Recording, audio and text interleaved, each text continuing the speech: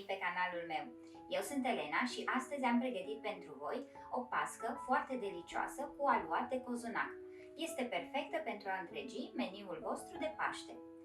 Dacă vă place rețeta, nu ezitați să dați un like, un share la prieteni și să vă abonați în cazul în care nu ați făcut-o deja. Vă invit să rămâneți alături de mine pentru a vedea cum am pregătit-o. Ingredientele necesare sunt următoarele: 500 de grame de făină, 225 de ml de lapte, 4 gălbenușuri, 20 de grame de drojdie proaspătă sau 7 grame de drojdie uscată, 75 de grame de unt topit, 2 linguri de răzătură de lămâie și portocală, 130 de grame de zahăr, o linguriță de extract de vanilie și un praf de sare. Să trecem la treabă! Pentru început, voi pune un praf de sare peste ouă și le voi amesteca. Le voi lăsa pe urmă pentru că acestea își vor intensifica culoarea. Într-un alt castron voi fărâmița drojdia, o voi combina cu zahăr, un pic de lapte și făină și voi lăsa să crească. Pun cam o lingură de zahăr.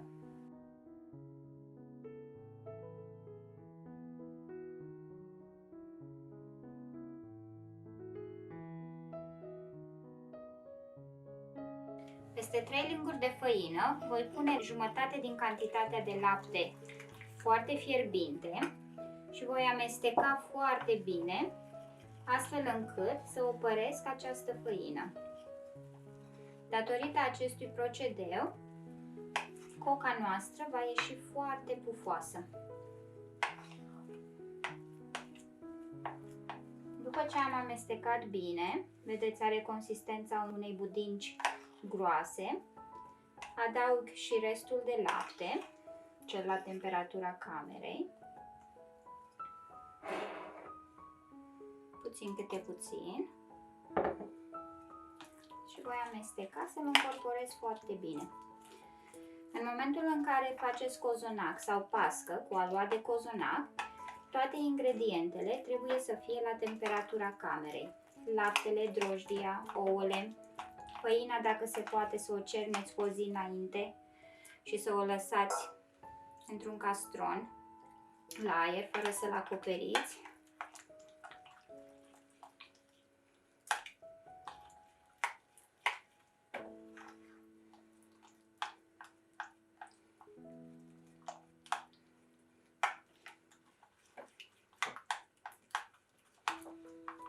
Vreau să elimin toate cocoloașele aici și îl voi lăsa să se răcorească până când la atingere este doar călduț. Pentru că peste acest amestec voi pune drojdia și voi lăsa să crească. Aceasta va fi maiaua pentru aluatul meu. Această compoziție a ajuns la temperatura camerei, pot să bag degetul și este doar călduță. Voi adăuga drojdia, voi amesteca foarte bine și voi lăsa să crească pentru 15-20 de minute. După 20 de minute, așa a crescut maiaua mea, este acum timpul să mă apuc de frământat. Într-un bol încăpător voi mai cerne o dată făina. Am cernut-o deja o dată. Însă, câteva linguri le voi pune deoparte. În funcție de făină intră lichidul, dar cum noi am folosit deja tot lichidul, voi da din făină la o parte. Dacă va fi nevoie, voi completa cu aceasta. Fac o gaură aici la mijloc. Voi pune maiaua și restul ingredientelor.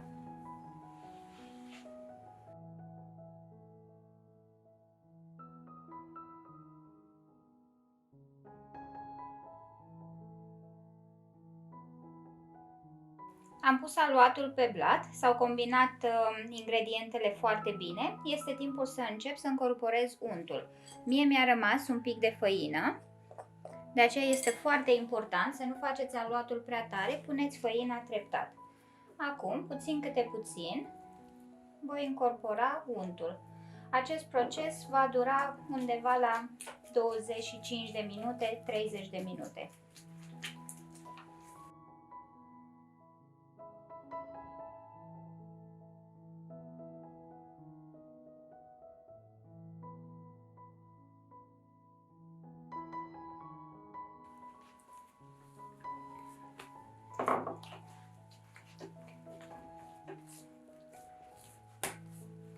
După aproximativ 12 minute, am terminat de încorporat untul. Acum voi bate cozonacul de blat de 40 de ori, 4 reprize a câte 10. Între timp, voi mai frământa de câte 2 minute.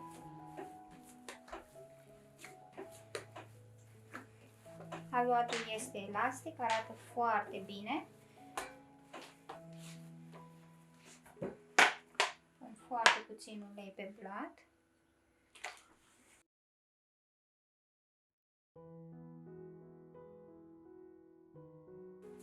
Frământ 2 minute, iarăși 10 bătăi și tot așa până ajung la 40. Aluatul este foarte maleabil, arată foarte bine, însă este încă lipicios. Să nu cumva să puneți făină, să cădeți în tentație să puneți făină, pentru că după nu va mai crește atât de pufos.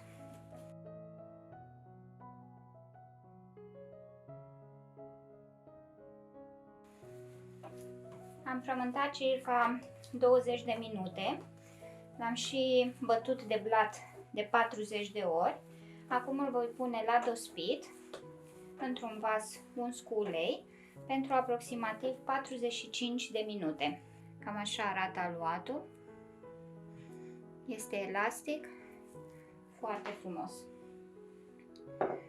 Am pus un pic de ulei aici, acopăr și îl las la loc călduț, 45 de minute. După ce a stat 45 de minute la dospit, a crescut un pic, îl voi pune acum pe blat, îl mai împăturez de câteva ori și îl pun din nou la dospit pentru alte 45 de minute. Îl întind foarte bine și îl împăturesc de câteva ori. El a început deja să facă bule de aer.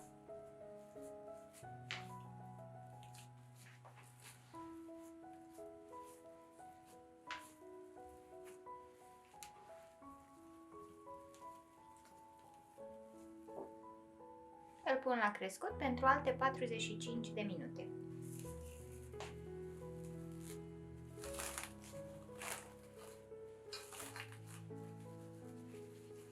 Pentru compoziție voi folosi 730 de grame de brânză proaspătă și ricota, 150 de grame de zahăr, un praf de sare, 3 linguri de griș, o lingură de răzătură de coajă de portocală și lămâie, 80 de grame de smântână grasă, minim 30% grăsime, 2 ouă întregi plus unul de rezervă în funcție de cât ne va cere brânza, o linguriță de esență de rom, 2 lingurițe esență de vanilie și 100 de grame de stafide.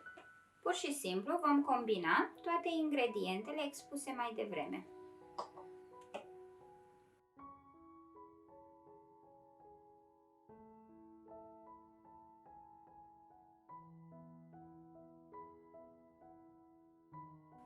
Păstrez câteva stafide pentru un pic mai târziu, o să vedeți ce voi face cu ele. Și voi pune aici doar 2 linguri de griș. Una o păstrez pentru mai târziu. Grișul are rolul să absoarbă din umiditatea din brânzică.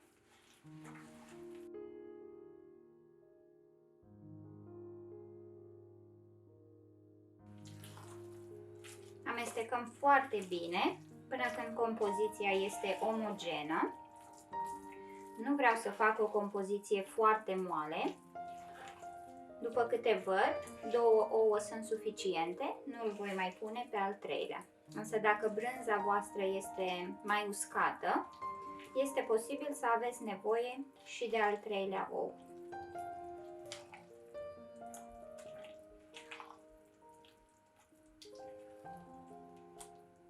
Compoziția este gata. Ne putem apuca să punem pasca în tavă. După alte 50 de minute, aluatul a crescut foarte frumos. Este momentul să modelăm pasca. Este același aluat pe care îl folosesc și atunci când fac cozonaci. Vedeți cât de bine arată? Îl voi tăia acum.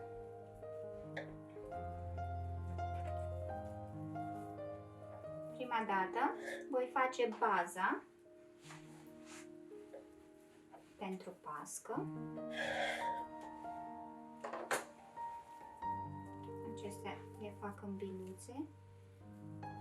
Nu știu dacă puteți vedea cât de frumoase sunt bulele acestea pe suprafața aluatului.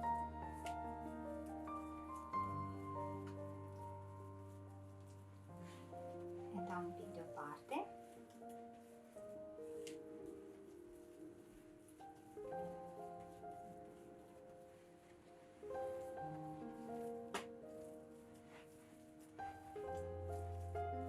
Voi întinde cu sucitorul în formă rotundă. Tava pe care o folosesc eu are diametrul de 26 de centimetri. Va ieși o pască destul de măricică. Grosimea acestei foi va fi de cam 1 centimetru, maxim, pentru că ea va mai crește.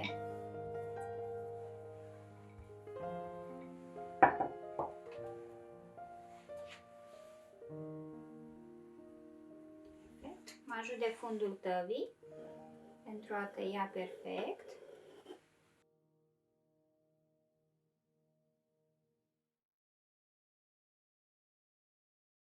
Se strânge un pic, dar este normal, aluatul este elastic, îl întind frumos înapoi.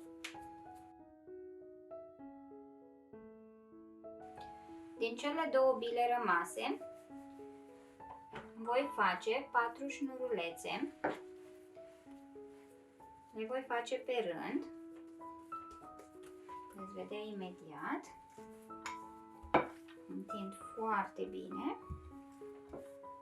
Destul de subțire.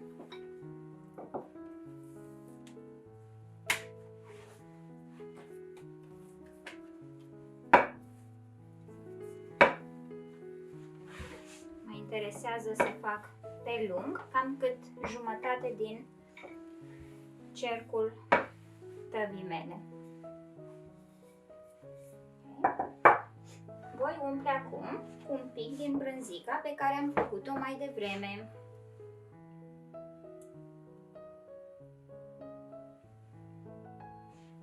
Nu pun foarte mult, vreau doar ca partea exterioară să nu fie doar pâine goală, să aibă un pic de brânzică înăuntru.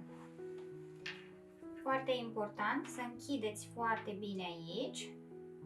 Nu vrem să iasă brânzica afară. Ați văzut că n-am pus până la capete. Și acum voi rula.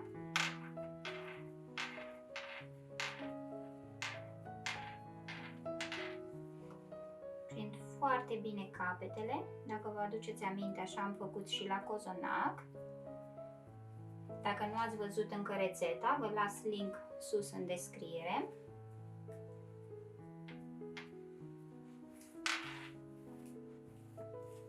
Vă purtați gentil cu ea pentru că este foarte, foarte fină. Voi face acum și a doua bucată. Le voi împleti și le voi pune în jurul tăvii.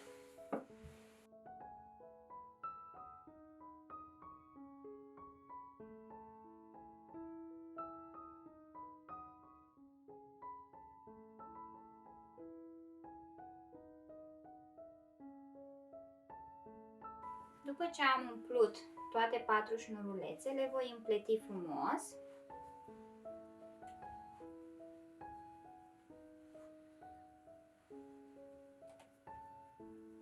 Îl voi așeza frumos în tavă. Voi pune și al doilea sul. Unesc foarte bine capetele. Dacă se întâmplă să aveți, poate l-ați făcut prea subțire și aveți vreo bulinuță de brânză, puneți-o către interior. Acum lipim un pic de pereții tăvii. Hai să lipesc aici mai bine. Ridic un pic, aluatul va crește oricum. Fac un pic de loc pentru brânzică.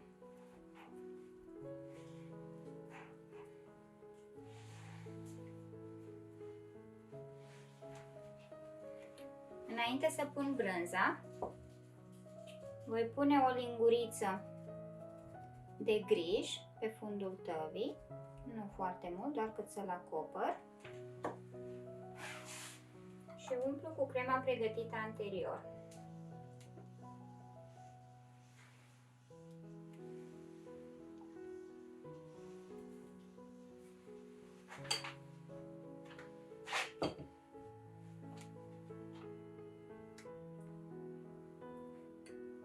Voi pune brânză doar până la nivelul aluatului.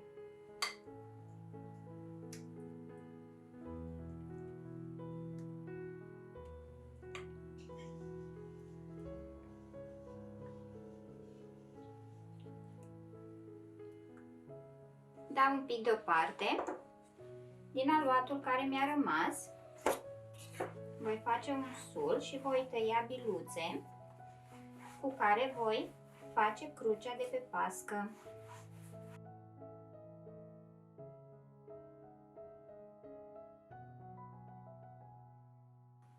Dacă doriți, aici putem pune una-două stafide înainte să le modelăm.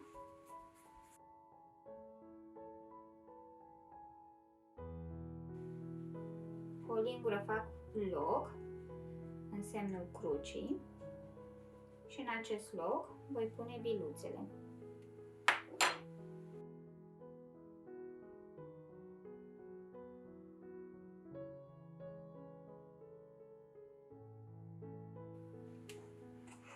Pasca este pregătită.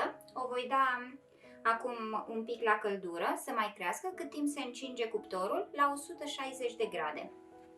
După încă 30 de minute în care a crescut frumos, pasca mea este gata să meargă la cuptor. Am combinat aici un gălbenuș de ou cu un pic de lapte și voi da frumos toată suprafața. Între timp am pus și cuptorul la încălzit la 160 de grade. Va sta la cuptor aproximativ 60 de minute, însă trebuie să treacă testul scobitorii. Totul diferă în funcție de cuptorul fiecăruia. După ce este gata, vă voi spune exact cât a stat și pasca mea. Dăm peste tot.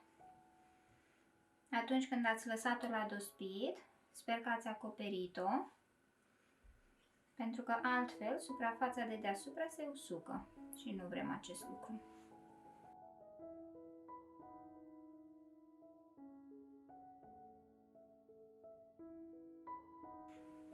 Gata să mergem la cuptor.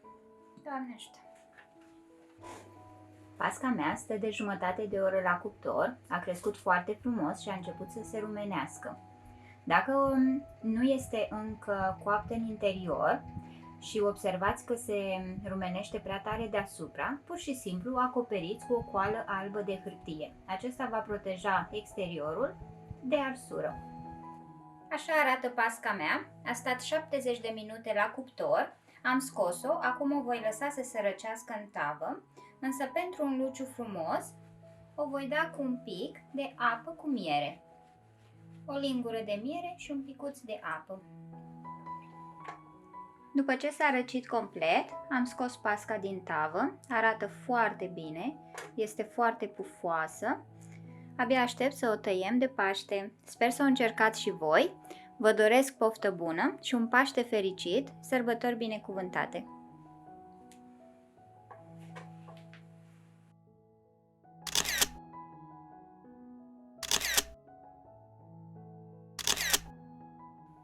Dacă v-a plăcut această rețetă, vă recomand să încercați și rețeta mea de cozonac pufos.